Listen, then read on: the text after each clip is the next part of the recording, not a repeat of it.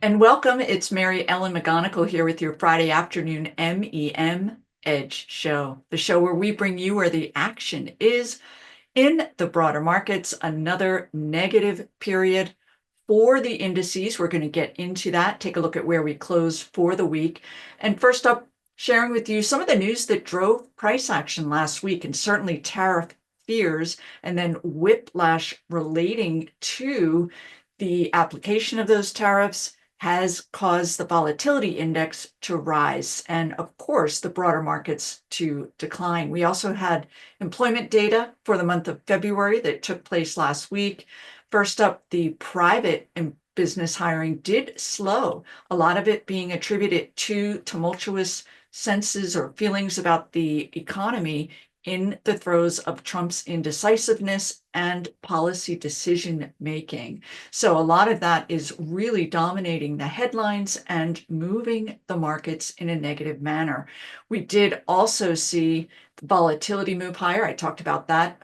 The saving grace on Friday was Fed Chair Powell's speech, and he did cite that overall the economy is mostly positive. So that did provide a bit of stability to the markets on Friday. We'll take a look at that and see where the markets closed. Next week, you do want to be aware CPI and PPI, key inflation data, is due to be released. We are still taking a look at interest rates. I will share with you where they closed. And of course, inflation data is going to be a key input as it relates to Fed policy. Now, let's go ahead and take a look at those broader markets and see where did we close. Here we are with the S&P 500. This is a daily price chart. A couple of metrics that I use as far as indicating where we are is certainly going to be the RSI. That's a key momentum indicator. You can see that we are still very much in negative territory with that RSI. Likewise with that MACD, a secondary indicator, but still very much in negative territory. Most importantly is the fact that it is heading south, not what we want to see. And of note here is that we did undercut that January low. That was going to be the nearest term area of support. We did close below that. However, the markets did close just above that 200-day simple moving average. So certainly that is constructive, but we do need to pay attention to the momentum, which is very negative and continuing to head south. From here, let's go ahead and take a look at the Nasdaq. It was down more than the S&P 500. And here we are. We did close below this key 200-day simple moving average with that RSI and MACD in negative territory. This headline is from my midweek report, so please ignore that. We, as noted, are now below this key 200-day simple moving average. Next up from here, you do want to pay attention to the shorter term moving averages. This is the 10-day. The purple is that 21-day, and then that 50-day simple moving average. Once these shorter term moving averages begin to descend, it does create a heavier pattern. So we need only go back to this July into August period where the yen was in a crisis phase and also interest rates were rising. And you can see that it did, in fact, create a period of a pretty big downtrend. And from there, as far as on the lookout for those characteristics that would indicate a new uptrend, we will need to see things turn, get back up above that 200-day and get these momentum indicators up into positive territory. Let's go ahead and take a look at the 11 sectors underneath the markets and take a look at where that relative outperformance. And it's very similar to what we've been experiencing over the last several weeks. And quite simply, it is that defensive areas of the markets are remaining up here at the forefront. Staples, XLP, healthcare, XLV, REIT stocks, XLRE, and then we can see materials up here at the forefront, gold seeing an uptick this week, and relative to the S&P, which is standing down in this lower quartile. I'm not sure if I noted it, but these sectors are sorted by relative strength in descending order. So let's go ahead and take a look at some of these areas that did get hit hard last week. by and large, it is economically sensitive areas. First up here is XLF. And you can see that financials fell out of bed last week. And a lot of this, there was one other news item that I did not mention, and that is that estimates for Q1 GDP are calling for a negative first quarter. So we did see economically sensitive areas being most negatively impacted. As we move through, I'll share with you some of those sub-industry group charts so we can get a better feel for where this rotation is more heavily impacting the markets. Up here we can see utilities, and they did not fare so well last week. They did outperform, down only 2.4%. On the lookout for a nice continuation rally here. One of the names on my MEMEDGE report is, in fact, doing better than those utilities. So you do want to be quite selective, as always, as to where you put your money to work in a given group. From here, we're going to take a look at ETFs that are really helpful as far as keeping your arms around where that relative outperformance is. Make sure you're not heavily weighted in those weaker areas. And again, 2-month daily price chart view with that relative strength indicator in descending, and take a look. Front and center is that fear index, volatility, or VIX. And we did close at about 23.5, but we are elevated. Anything above, some individuals would cite 16. I tend to use 18. Anything above that does indicate a rising fear backdrop. This is an index that you can use as a way to help indicate that the markets have turned bullish when we do see a significant drop, certainly coming back to this August period. But more importantly is the posting of the volatility index spiking. So if we do get that spike, so that the volatility index is well above its moving averages, and we get an overbought position, oftentimes that's when you can begin to look for the markets to turn bullish. Here we are with that late December decline in the broader markets with a spike, and then an overall move back into the markets. Moving along, taking a look at some of these other areas, biotechs are having a good period. You can see IBB, that is the Nasdaq Biotech Index, and it was flat for the week. So we are seeing some vibrancy here.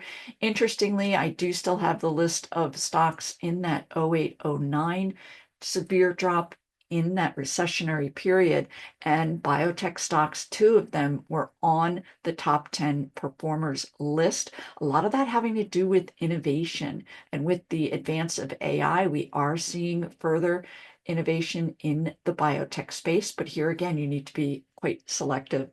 Also, we did see home builders up here at the forefront, XHB. This is the S&P Home Builders ETF, and the group was up about 0.5%. A lot of this having to do with the decline relative in interest rates. We are seeing that black line up through the red, indicating a shift into a potential uptrend. However, it is an area that is going to be naturally impacted by the economy. So I would not venture too far into that home building group just yet. Let's take a look at the yield on that 10-year treasury. You can see that we did get down almost to 4.1%.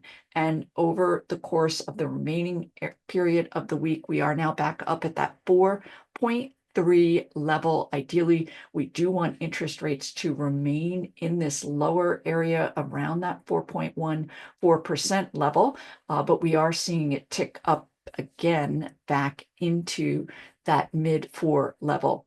Also, semiconductor stocks, this is SOXX, they were down again this week, down 2.2%, not quite as much as the markets, but it has to be said that these semiconductor stocks are cyclical, very economically sensitive.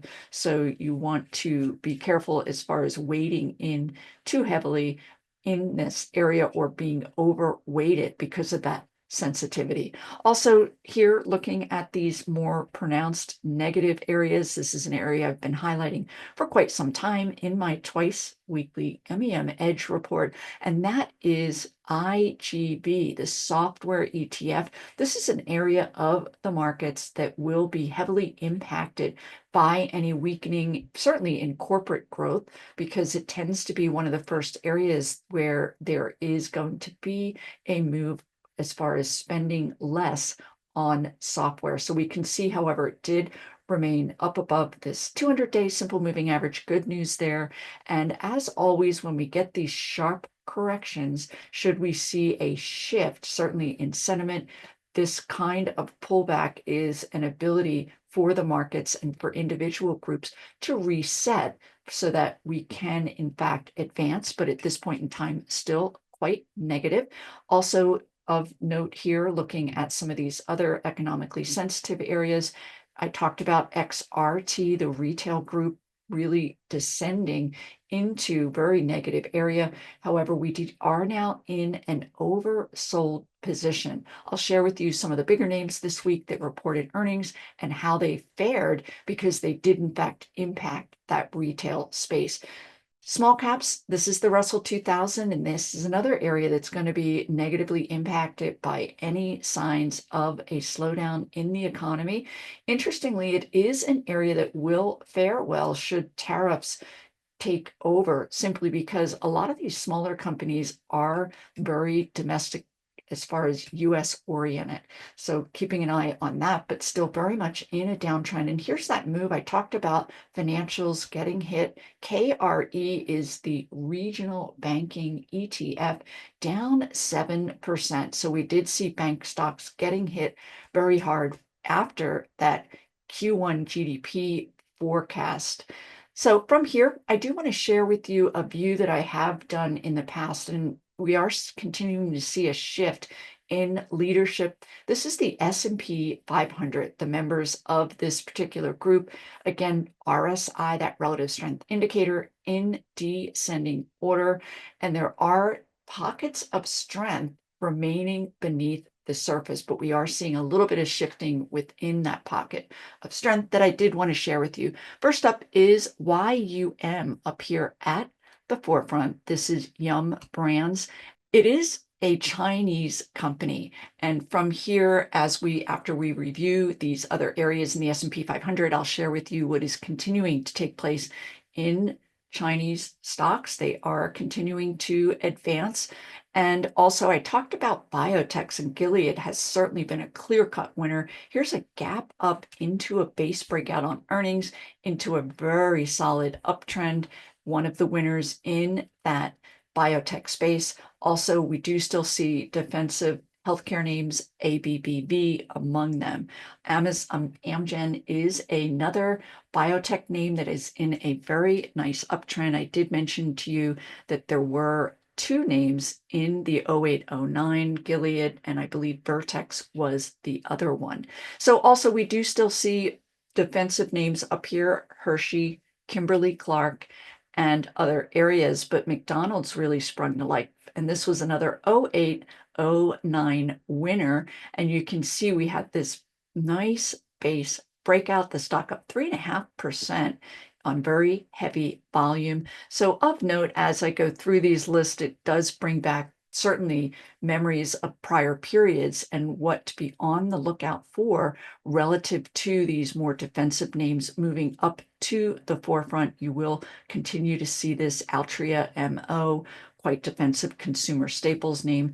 Now, let's go ahead and move through, because it's important to note some of these newer areas that are coming into potential uptrends in the S&P 500. Here we are with Biogen, and I talked about biotech stocks generally outperforming last week.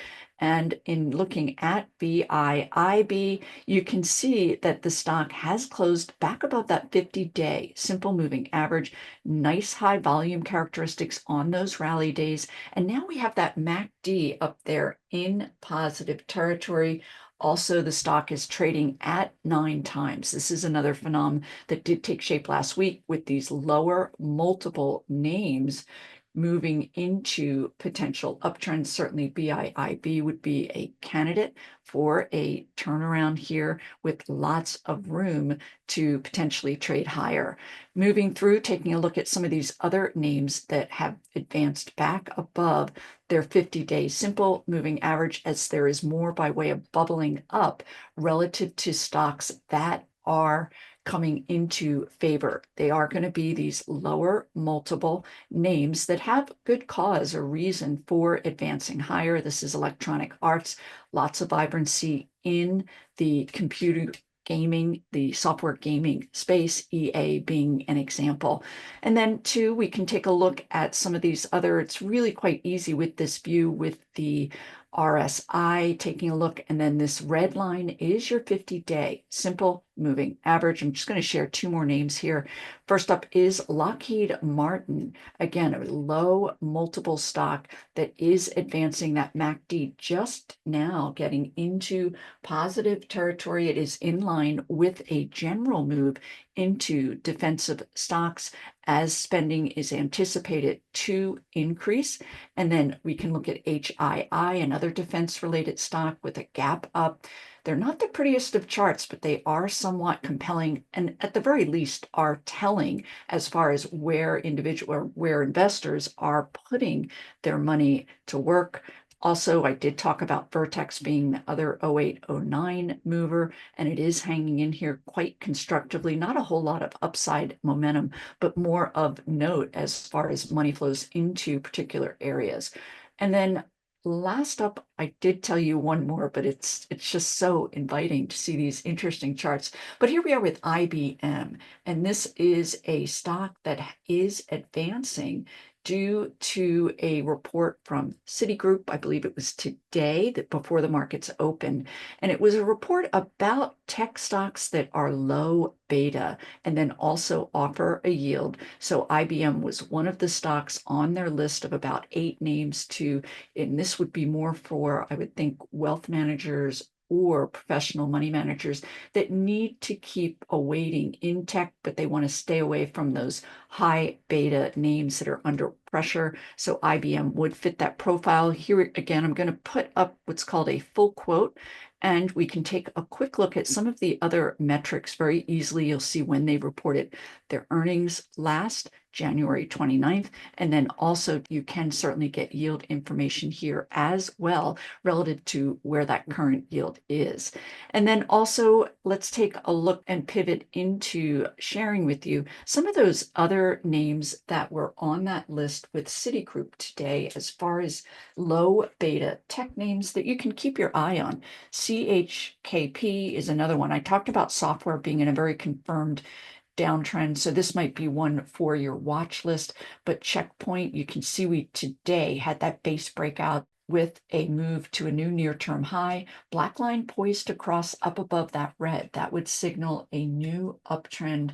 And again, it is a name that does have a low beta. Most of these names, when you talk about beta, if it has a 1 for beta, it indicates that it generally trades in tandem with the S&P 500. The names I'm sharing with you now generally are at about 0.5. So the correlation is not going to be there, which is good, certainly as it relates to the broader markets that are faltering, while select names such as CHKP and IBM are on the move higher. Let's go ahead and pivot. I talked about LMV. I'll share with you a couple of other defense stocks that are on the move. This is again that concept of that low multiple downtrend reversal into an uptrend. This is GD, General Dynamics. And we can see that the stock is seeing quite a bit of volume on those rally days. Stretched at this point, would not chase the stock, more as far as referencing where we are seeing more by way of bullish price action. And it is going to be in these areas of the markets that have been beaten down, but there is cause to believe that we will see continued advances because, again, spending not only in the US, but certainly the UK is anticipated to really increase their military and defense related spending. This is Northrop Grumman, NOC. You can see that MACD just getting into positive territory there. And then last up, I'll share with you a small cap name for those of you that are more nimble with your trading. And just to share with you, this is Astronix. And again, a little bit certainly well overbought with a 93 for that RSI, but it is indicative of a move. This particular company did come out with earnings. So they did come out with good numbers, gapping up into a base breakout. Now, I did mention to you that with YUM that we are seeing by move into China and their stocks. So here we are with MCHI, and I did want to highlight, I'm going to go ahead and mark this chart up. This is an area that I highlighted a couple of weeks ago, and it is, as of this week, breaking out of what is called a cup with handle base breakout. Let's see if my drawing skills are intact here. So here is that cup formation. You want to go up to that high that was reached mid-February, and then go ahead and draw that handle. Now, when you're looking for a cup with handle base breakout potential, you don't want that right side to get up as high as the left. You want it generally to be about a third below that. And then from here on that handle breakout, you are seeing that short base formation and then a move to a new near-term high and nice high volume. So this is MCHI, the iShares China ETF. From here, I'll share with you a couple of the better known standout names in the China market. And BIDU, again, not the prettiest of charts, but was compelled by that black line up through the red, indicating a new potential uptrend. Let's take a look at BILI. And this is another stock very much in line with the overall markets where you're getting that cup with handle potential base breakout, but this low breaking below, not making it not quite as interesting. So I would draw the cup here and then that handle formation. And I believe this is a gaming software stock. Let's go ahead and pull up that full quote. And in fact, it is an internet related name. Also, we can take a look at a couple of other areas. CQQQ is an ETF, and it is the, let's go ahead and pull this up.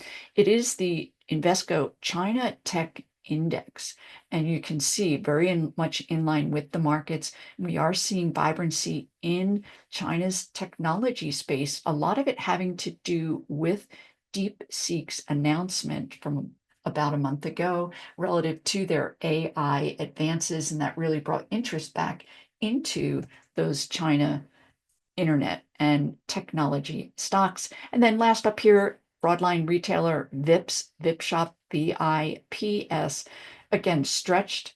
We are well above this 10-day simple moving average. So more of note as far as where we are seeing that increased momentum in some of these stocks in that area.